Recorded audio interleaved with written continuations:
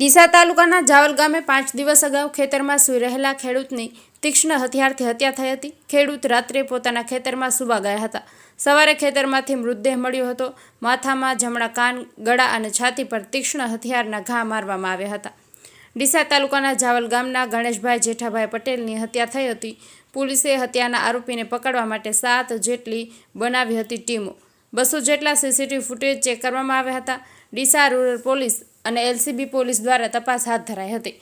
સાટા પદ્ધતિની બાબતે હત્યા કરવામાં આવી હતી તેમજ ગણેશભાઈના લગ્ન થયા હતા તો સાટા પદ્ધતિમાં સામે પણ એક દીકરીને આપવાની હોવાથી પિતરાઈ બહેન મંજુલા પટેલના સાટા પદ્ધતિમાં સામે લગ્ન કરવાના હતા। જોકે આરોપી મંજુલા પટેલને સહદેવ પટેલ સાથે પ્રેમ હતો ત્યારે મંજુલા પટેલને અન્ય જગ્યાએ સંબંધ હોવાથી બીજે જવું ન હતું એટલે જો ગણેશભાઈનું મોત થઈ જાય તો એ જગ્યાએ જવું ન પડે તે માટે હત્યાનો પ્લાન કર્યો હતો। મૃતકની પિતરાઈ બહેન મંજુલા પટેલ, સહદેવ પટેલ, ભરત પટેલ દ્વારા પ્લાન કરવામાં આવી હતી હત્યા। પોલીસે ગણતરીના દિવસોમાં જ અલગ અલગ સોર્સ દ્વારા હત્યારાઓને ઝડપી લીધા હતા। પોલીસે ત્રણેય આરોપીઓને ઝડપી પાડી જેલ હવાલે કર્યા હતા।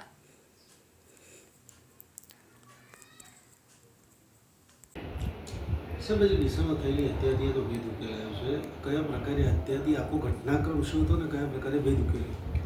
જે ડીસામાં થયેલી હત્યા હતી એ એક ખુલ્લા ખેતરમાં થયેલી હત્યા હતી અને પોલીસ માટે ખૂબ મોટો પડકાર એ હતો કે એની અંદર જે છે એ પોલીસને ટાવર ડમ્પની અંદર કે બીજી કોઈ પણ જગ્યાએ કોઈ પણ પ્રકારના એવિડન્સ મળી નહોતા રહ્યા।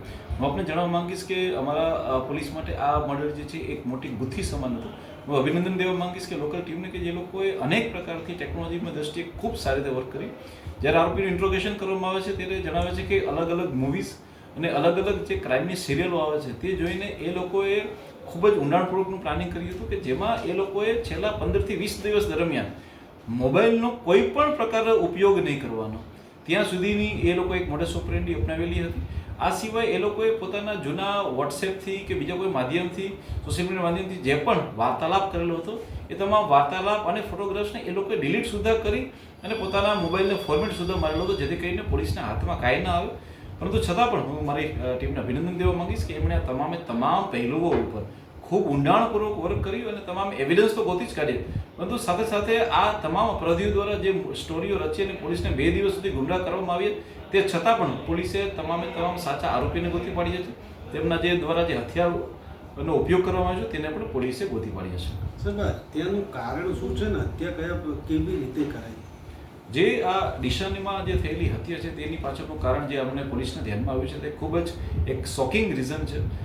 હત્યાના રીઝનમાં એવું આવે છે કે જે વ્યક્તિની હત્યા થઈ છે તે ગણેશભાઈ છે તે હત્યા કરનાર મંજુના પિતરાએ ભાઈ થાય છે અને કેટલાક સમાજની અંદર એ પ્રથા છે કે સાટા પદ્ધતિ એટલે કે જો તમે કોઈ દીકરીને પોતાના ઘરે લગ્ન માટે લઈ આવો છો તો સામે તમારે પણ એક દીકરી આપવાની છે અને ઘણા બધામાં કિસ્સા એવા ધ્યાનમાં આવે છે કે આમાં એક દીકરીને પસંદ હોય છે જ્યારે બીજી દીકરીને પસંદ ના હોય કે જેના લગ્ન થઈ રહ્યા છે તેના કારણે થઈને તે લોકોમાં હંમેશા એક રાગ, દ્વેષ, ઈર્ષા આ રહે છે।